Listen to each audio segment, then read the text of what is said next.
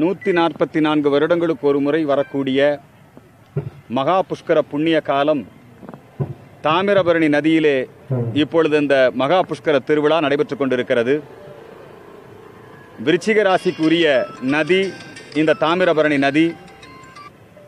நதிகளெல்லாம் மக்கள் சென்று தீர்த்தமாடி தங்கள் பாவங்களை நதிகளிலே தொலைப்பார்கள்.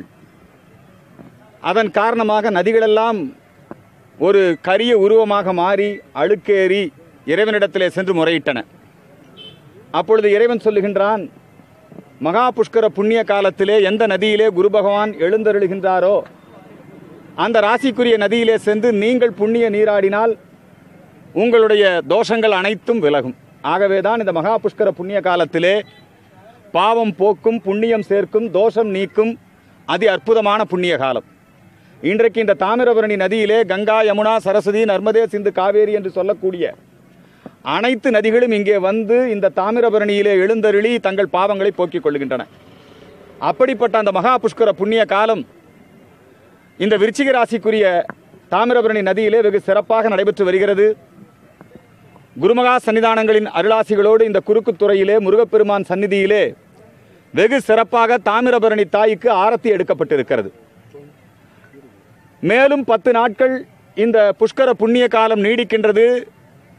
பாரெங்கும் இருந்து உலகெங்கிலும் இருந்து பக்தர்கள் இங்கே வந்து புனித நீராடப் போகிறார்கள். ஆனால் இங்கே இருக்கக்கூடிய மாவட்ட நிர்வாகமும் மாநில நிர்வாகமும் இந்து சமய அறநிலையத்துறையும் போதிய வசதிகளை செய்து கொடுக்கவில்லை என்பது மிகப்பெரிய வருத்தத்திற்குரியதாக இருக்கிறது. தீர்த்தமாட வருகின்ற வெளியூர் பயணிகளுக்கு போக்குவரத்து வசதி, சிறப்பு பேருந்துகள் இயக்குவது, சிறப்பு ரயில் 1 இயக்கியிருக்கிறார்கள். அதே போல இந்த படித்துறைகளை நல்ல விதத்திலே பராமரித்து எந்த விபத்தும் ஏற்படாமல் பார்த்து கொள்வது, பெண்கள் உடைமாற்றும் வசதி, குடிதண்ணீர் சுகாதார வசதி. ஏன்னா இன்னும் நாள் ஆக இன்னும் 10 நாளுக்குள்ள சுமார் 60 லட்சம் மக்கள் வருவார்கள் என்று நாங்கள் எதிர்பார்க்கின்றோம். கடந்த முறை துலாம் ராசிக்குரிய அந்த காவேரி நதியிலே ஏறத்தாழ 40 லட்சம் மக்கள் வந்து சென்றார்கள். ஆனால் இங்கே 60 லட்சம் பேர் வருகிறார்கள் என்று நாம் எதிர்பார்க்கின்றோம். தாமிரபரணியும் தமிழும் பிரிக்க முடியாது. அகத்திய முனிவன் இந்த பொதிகை மலையிலே, பொருணை நதி என்றே பெயர், பொதிகை மலையிலே உற்பத்தியாகின்ற தமிழ் இங்கே பிறந்ததாக சொல்லுகின்றார்கள். எத்தனையோ மகான்களும் ரிஷிகளும், நவ கைலாயம், நவ திருப்பதி, மாபெரும் தேசிய வீரர்கள், வாவு சிதம்பரனார், கட்டபொம்மன், எத்தனையோ சுதந்திர போராட்ட வீரர்கள், மிகப்பெரிய மகான்களும் ரிஷிகளும் சித்தர்களும் ஞானிகளும் இருந்து தவம் செய்த பூமி இந்த பூமி. இந்த பூமியிலே வந்து நாம் இந்த விழாவிலே பங்கெடுத்துக் கொள்வது மிகப்பெரிய பாக்கியம். காவிரிக்கு புஷ்கர விழா நடத்தினதுனால என்னென்னவோ தடை இருந்தது அதுக்கு முன்னாடி. இன்னைக்கு பார்த்தீங்கன்னா காவிரி பொங்கி பிரவாகம் எடுத்து தமிழகத்தை வளப்படுத்தி கொண்டிருக்கிறாள். அதே போல இந்த தாமிரபரணி வற்றாத ஜீவநதி தென்கங்கை. இந்த தாமிரபரணி நதியை மேலும் பாதுகாக்க, இதை போற்றிட இந்த புஷ்கர விழா நடைபெறுகிறது. தாமிரபரணி தாயின் புதல்வராகிய நாம் இந்த விழாவை எடுத்திருக்கிறோம். இந்த நேரத்திலே 2 முக்கியமான சங்கல்பங்கள் செய்யப்பட்டிருக்கிறது. ஒன்று, நம்முடைய தமிழகத்து நதி காவிரி, தென்பெண்ணை, பாலாறு, தமிழ் கண்டதோர் வைகை பொருணை நதி என்று வைகையையும் பொருணையும் நம்முடைய பாரதியார் சிறப்பித்து சொல்லுகின்றார். இந்த தமிழக நதிநீர் இணைப்பு திட்டம் நம்முடைய முன்னாள் குடியரசுத் தலைவர் மேதகு அப்துல் கலாம் அவர்கள் ஒரு மிகப்பெரிய விஞ்ஞானி. அவர் இந்த தமிழக நதிநீர் இணைப்பு திட்டத்தை வகுத்து கொடுத்திருக்கிறார். இந்த தமிழக நதிநீரை இணைத்து விட்டால் நிச்சயமாக ஒவ்வொரு ஆண்டும் 5000 கோடி ரூபாய் வருமானம் வரும் என்று அவர் தெளிவுபடுத்தி இருக்கிறார். எனவே இந்த தமிழக நதிநீர் இணைப்பதற்கு யார்கிட்டையும் நம்ம அனுமதி வாங்க வேண்டியதில்லை. ஏற்கனவே பாரத பிரதமர் நரேந்திர மோடி அவர்கள் கங்கை காவிரி இணைப்பு திட்டத்தை செயல்படுத்துவதற்கு முயற்சி எடுத்து அதற்கான பணிகள் நடைபெற்று வருகிறது.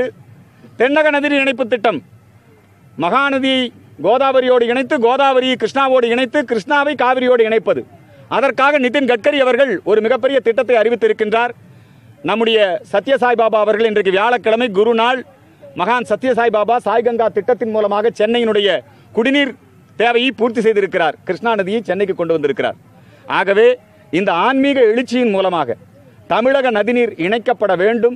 அதன் காரணமாக தமிழகத்திலே குடிதண்ணீர் அந்த பஞ்சம் போய்விடும். பாசனத்துக்கு நீர் தாராளமாக கிடைக்கும். நம்முடைய தமிழகம் வளம் பெறும். வளமான தமிழகம், வலிமையான பாரதம் உருவாகும். ஆகவே தமிழக நதிநீர் இணைப்பு திட்டத்தை நிறைவேற்ற வேண்டும். அடுத்து இன்னொரு முக்கியமான விஷயம், இந்த 2019 இந்த நதிநீர் இணைப்பு திட்டங்கள் எல்லாம் செயல்படுத்த வேண்டும் என்று சொன்னால் மீண்டும் பாரத பிரதமராக நரேந்திர மோடி வர வேண்டும். அதற்காகவும் நாங்கள் இங்கே பிரார்த்தனை செய்திருக்கிறோம். அதே போல தமிழகத்திலே 50 ஆண்டு காலமாக திராவிட இயக்கங்கள் ஆட்சி புரிந்து வந்து இந்த நதிகளை எல்லாம் தூர்வாராம, இதெல்லாம் எந்த அளவுக்கு மோசமா இருக்குன்னு உங்களுக்கு தெரியும். எனவே மணல் கொள்ளையிலே இருந்து தமிழகத்தை பாதுகாக்க இந்த திராவிட இயக்கங்களுடைய ஆட்சிக்கு முடிவு கட்ட தமிழகத்திலே ஆன்மீக அரசியல் மலர வேண்டும். இந்த 2 பிரார்த்தனைகளையும் நாங்கள் இன்றைக்கு முருகப்பெருமான் சந்நிதியிலே தாமிரபரணி தாயிடம் நாங்கள் வேண்டி விரும்பி சமர்ப்பித்திருக்கிறோம். அரசாங்கம் இனிமேலாவது போர்க்கால அடிப்படையிலே இந்த பக்தர்களுக்குரிய வசதிகளை உடனடியாக செய்து தர வேண்டும் என்கின்ற வேண்டுகோளை முன்வைக்கின்றேன்.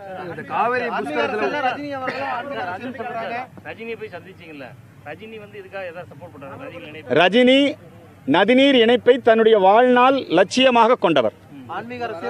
இல்ல, ஒரு கேள்வி பதில் சொல்லி முடிச்சார்.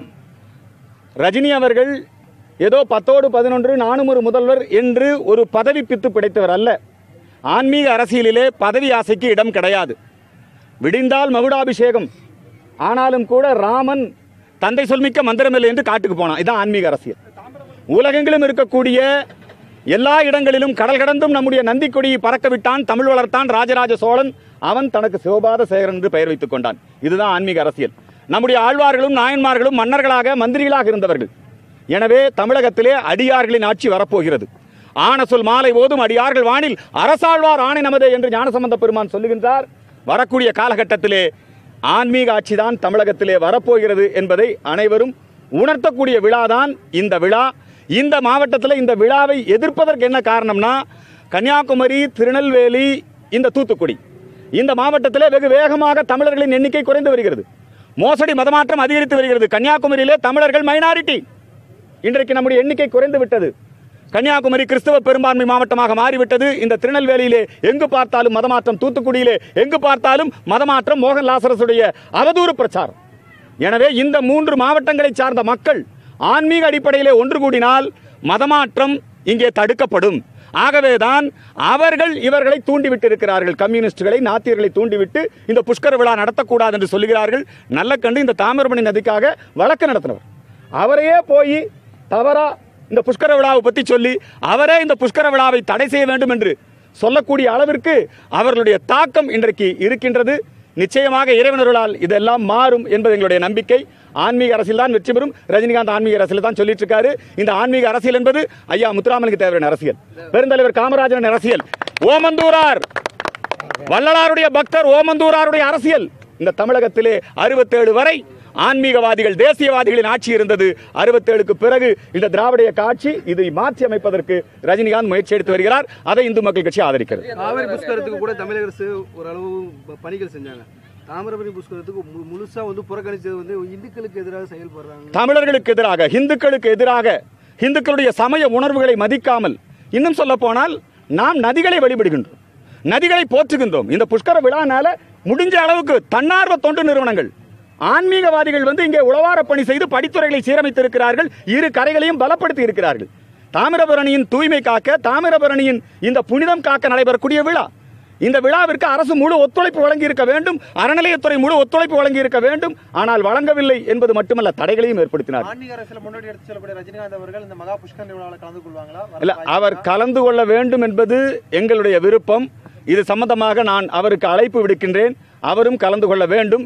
அவருக்கு மட்டுமல்ல, பாரத பிரதமர் நரேந்திர மோடி விருச்சிக ராசி, அவருடைய ராசிக்குரிய இந்த நதி தான் தாமிரபரணி நதி. அவர் தமிழை நேசிப்பவர். மோடி தமிழின் பக்கம் இருக்கின்றார். தமிழ் மொழியின் பெருமைகளை உலகெங்கிலும் சொல்லுகின்றார். மோடி தமிழர்களின் பக்கம் இருக்கிறார். மோடி ஆட்சிக்கு வந்த பிறகு ஒரு இலங்கை தமிழன் கூட சுடப்படவில்லை. மோடி தமிழ்நாட்டின் பக்கம் இருக்கிறார். தமிழ்நாட்டின் அங்க இயற்கை பேரிடர் வந்தபோது ஹெலிகாப்டர் ஏறி மோடி வந்தார், தேவையான உதவிகளை செய்தார். தமிழின் பக்கம் மோடி, தமிழர்களின் பக்கம் மோடி, தமிழ்நாட்டின் பக்கம் மோடி. ஆகவே வரக்கூடிய 2019 தமிழகம் மோடியின் பக்கம் நிற்க போகிறது. 40லும் நமோ வெற்றி பெறப் போகிறார்.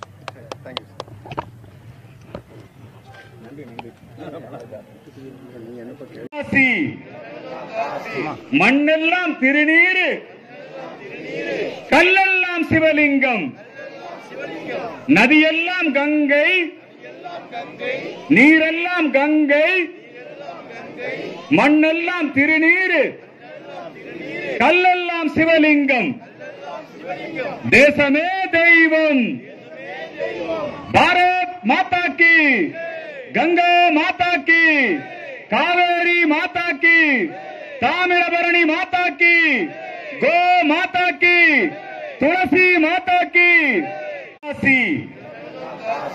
மண்ணெல்லாம் திருநீரு, கல்லெல்லாம் சிவலிங்கம், நதியெல்லாம் கங்கை, நீரெல்லாம் கங்கை, மண்ணெல்லாம் திருநீரு, கல்லெல்லாம் சிவலிங்கம், தேசமே தெய்வம், பாரத் மாதா கி, கங்கா மாதா கி, காவேரி மாதா கி, தாமிரபரணி மாதா கி, கோ மாதா கி, துளசி மாதா கி. மண்ணெல்லாம் திருநீரு, கல்லெல்லாம் சிவலிங்கம், நதியெல்லாம் கங்கை, நீரெல்லாம் கங்கை, மண்ணெல்லாம் திருநீரு, கல்லெல்லாம் சிவலிங்கம், தேசமே தெய்வம், பாரத் மாதா கி, கங்கா மாதா கி, காவேரி மாதா கி, தாமிரபரணி மாதா கி, கோ மாதா கி, துளசி மாதா கி. மண்ணெல்லாம் திருநீரு, கல்லெல்லாம் சிவலிங்கம், நதியெல்லாம் கங்கை, நீரெல்லாம் கங்கை, மண்ணெல்லாம் திருநீரு, கல்லெல்லாம் சிவலிங்கம், தேசமே தெய்வம், பாரத் மாதா கி, கங்கா மாதா கி, காவேரி மாதா கி, தாமிரபரணி மாதா கி, கோ மாதா கி, துளசி மாதா கி. மண்ணெல்லாம் திருநீரு, கல்லெல்லாம் சிவலிங்கம், நதியெல்லாம் கங்கை, நீரெல்லாம் கங்கை, மண்ணெல்லாம் திருநீரு, கல்லெல்லாம் சிவலிங்கம், தேசமே தெய்வம், பாரத் மாதா கி, கங்கா மாதா கி, காவேரி மாதா கி, தாமிரபரணி மாதா கி, கோ மாதா கி, துளசி மாதா கி.